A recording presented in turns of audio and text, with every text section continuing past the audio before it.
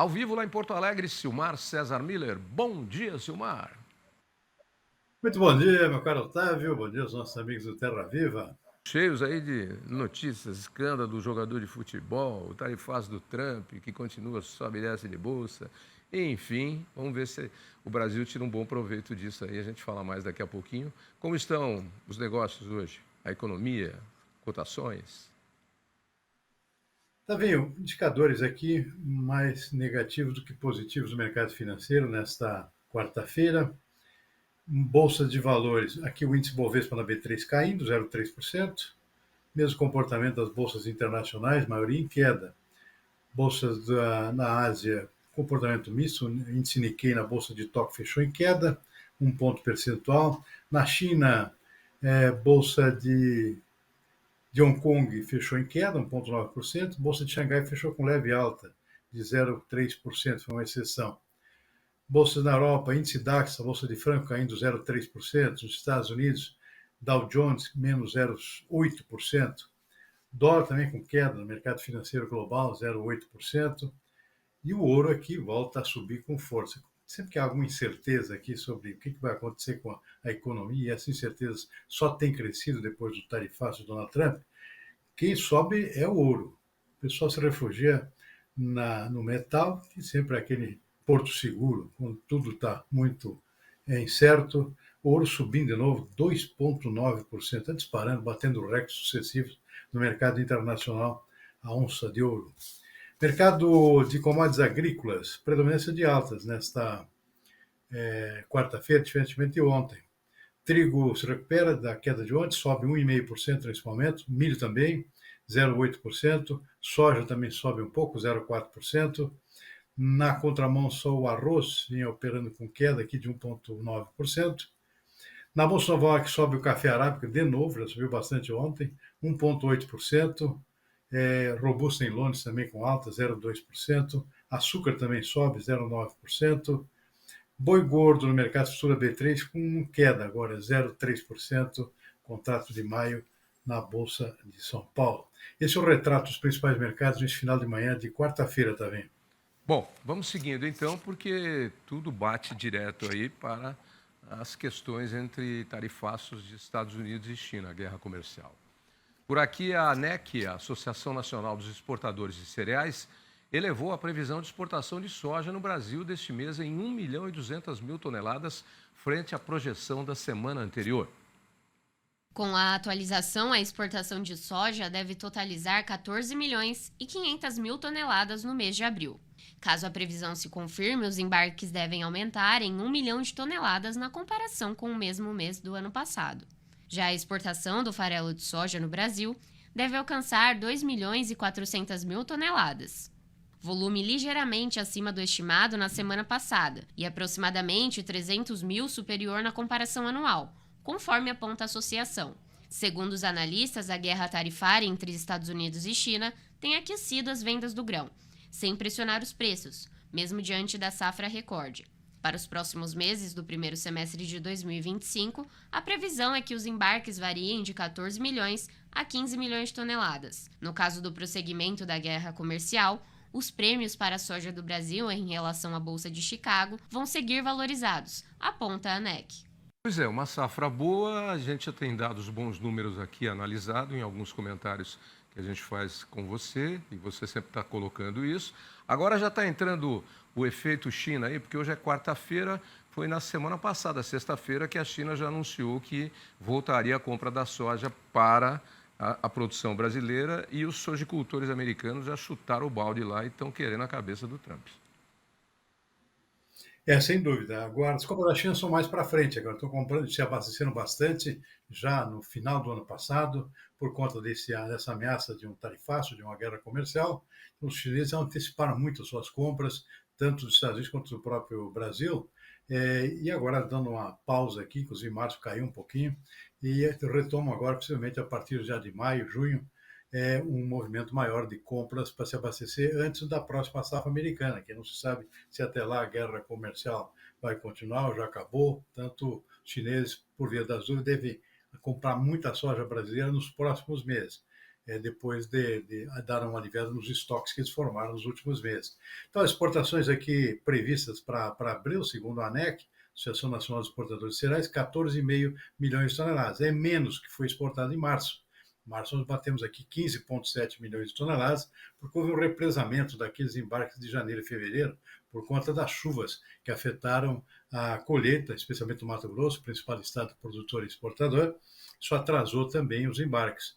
E aí houve um acúmulo, um represamento que acabou desandando aqui nessa enxurrada de soja no mês de março, 15,7. Então agora está havendo uma queda, mês que vem já retoma a normalidade.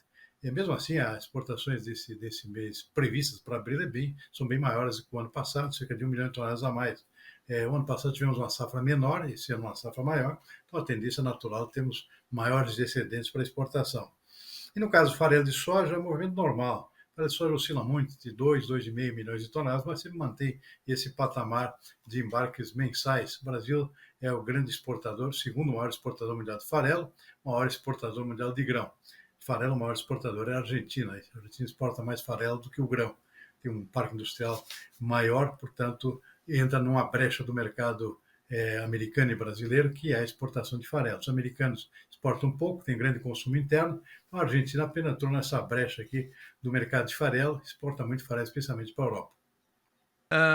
Silmar, e o Brasil receberá hoje uma comitiva com integrantes da cúpula do Ministério da Agricultura da China.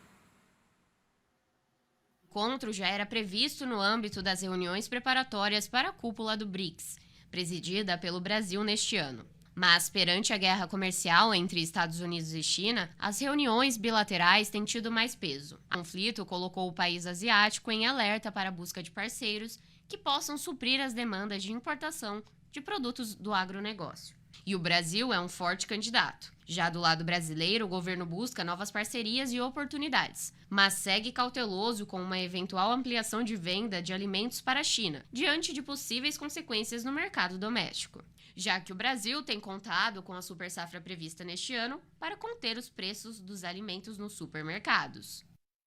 Pois é, Silmar, e não é só, o Brasil está mandando também uma comissão à União Europeia para acelerar o acordo União Europeia-Mercosul, visando aí abrir novas oportunidades também de negócios entre o bloco da União Europeia e o bloco do Mercosul, aproveitando aí o gap, aí, o buraco que acontece na economia mundial e a confusão por conta dessas loucuras aí do presidente Donald Trump. Aliás, essa é a tal da nova ordem econômica mundial. Você não vai falar que eu estou comendo muita pizza, mas o Valmir, o outro entregador de pizza, ontem também comentou comigo. Tavinho, está se formando uma nova ordem econômica mundial. Até os entregadores de pizza já sabem. Só o Trump não sabe, Silmar. Eu acho que você está comendo muita pizza também. Acho que é a conclusão. Cuidado. Tá. Que engorda, hein? Não, já caminhei 1 hora hoje pela manhã, meu amigo. Não vai com bobeira, não. Vai lá. Mas, Tavinho, os chineses já tinham uma agendada essa comitiva vinda para vir aqui ao Brasil, só que a agenda está mudando.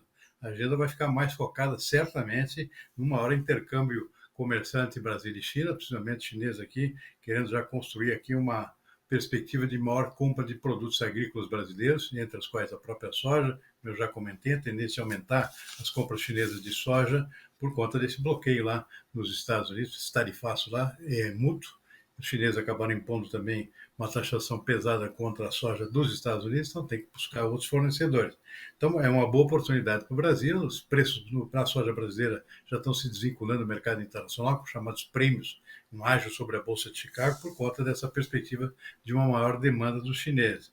Agora, como a própria matéria aponta, né, existe um certo receio do Brasil também contra duas possibilidades. Primeiro, exportar demais para a China, não só soja, mas outros produtos, e eventualmente provocar algum tipo de desabastecimento interno. Você tem que ter uma certa dosagem também para evitar excesso, diante do grande apetite chinês que se avizinha.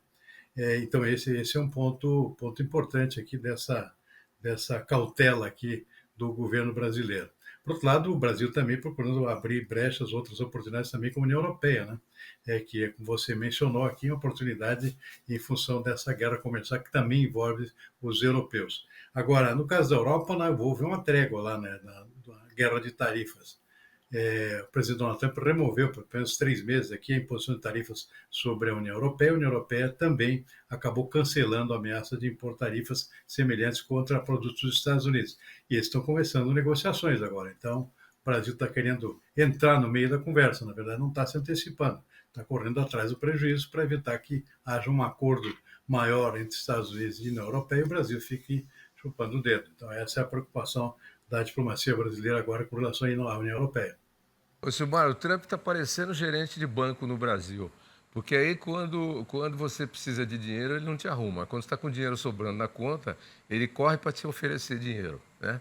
As taxas de juros bem altas. E aí acontece o seguinte: você pega dinheiro, aí entra no cheque especial. Depois você fica devendo o cheque especial, o empréstimo, aí eles cortam tudo. Toda hora que você me ajuda. Não, não pode, não pode.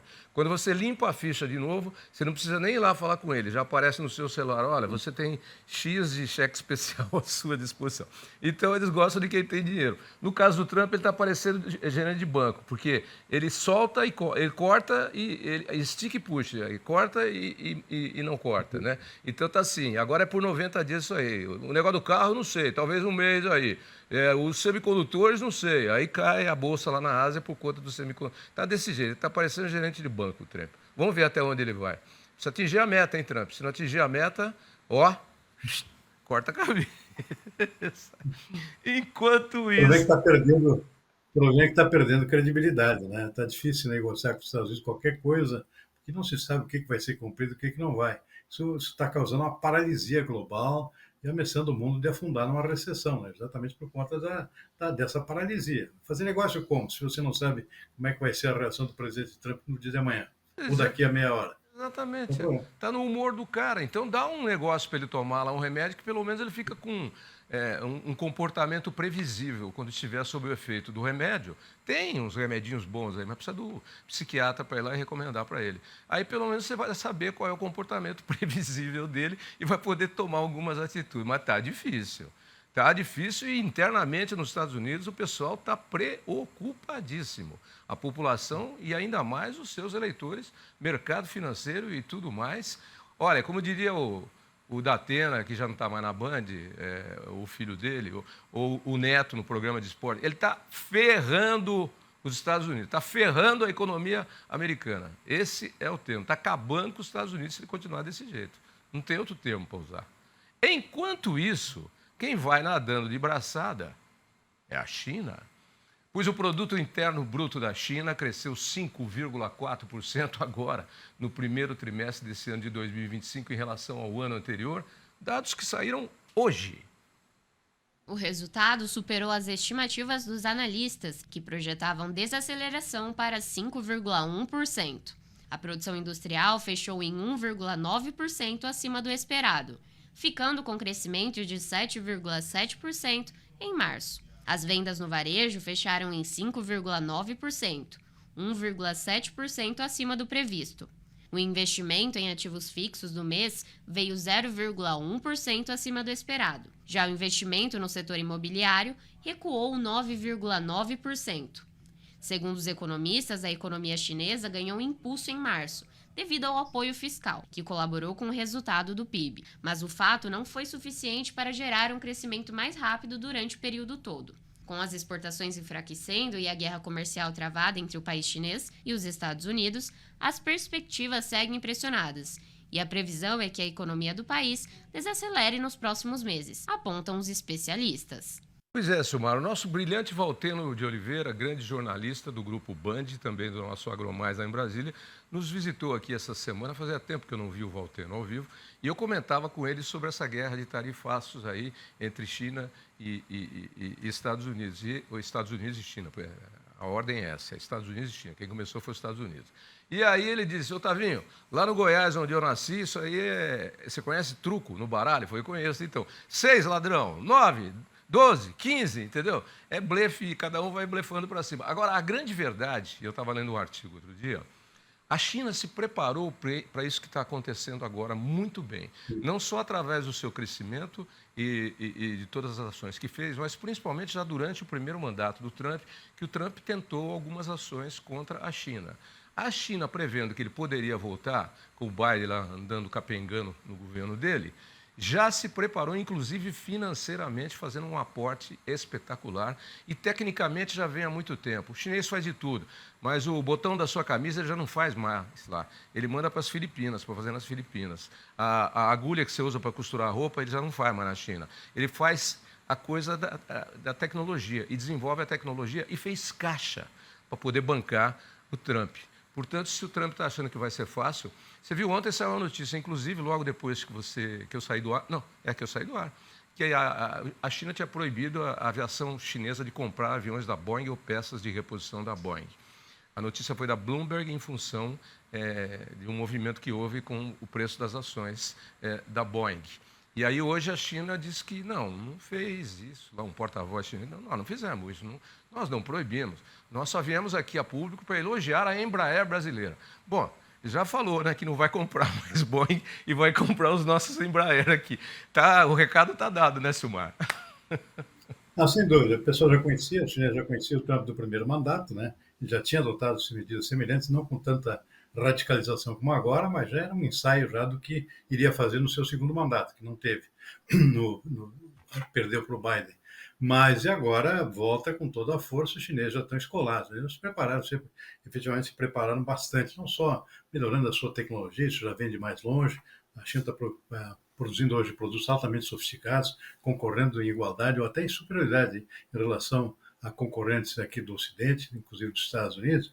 Não é mais aquele produtor de botãozinho e outras coisas pequenas que estão sendo terceirizadas. Então, houve todo um preparo, e além disso, um preparo não só de crescimento e diversificação da sua economia, mas preparo em relação a um novo governo Trump aqui, que esperava-se já que ele fosse fazer isso, porque a sua campanha foi em cima dessas medidas que ele está tomando agora. Então, não havia novidade, não houve surpresa, a rigor, quando o Trump começou a impor esse monte de tarifas aqui. Então, os chineses estão preparados, têm condições de segurar bastante bem essa peteca aqui, ou seja, engana-se o presidente Trump de que com esse tarifaço aqui vai dobrar os chineses. Na verdade, os chineses agora estão apelando para produtos sensíveis, realmente, para pegar mais diretamente aqui no calcanhar daquilo dos Estados Unidos. Um dos setores é o setor agrícola, o setor de soja, por exemplo. O soja está reclamando lá, porque a China é o maior mercado da soja americana, e estão deixando de comprar a soja dos Estados Unidos. E outro produto altamente sensível também é o da aviação, é o caso da Boeing, né? Ou seja, tem peças, inclusive, que tem que vir lá do Oriente, e boa parte disso vem da própria China. Então, é outro setor sensível. A China agora está focando em alguns pontos sensíveis aqui para realmente dar uma apressada aqui na virada do presidente Trump. Quando isso vai acontecer, ainda é um ponto de interrogação. Bom, isso que você falou aí, dar uma virada, me lembrou os assassinos de arma branca, com punhal ou faca, né? Porque ou eles só enfiam, ou eles enfiam e torcem, né? Então dá uma virada, que aí é para exterminar. E aí é isso. É o que você falou.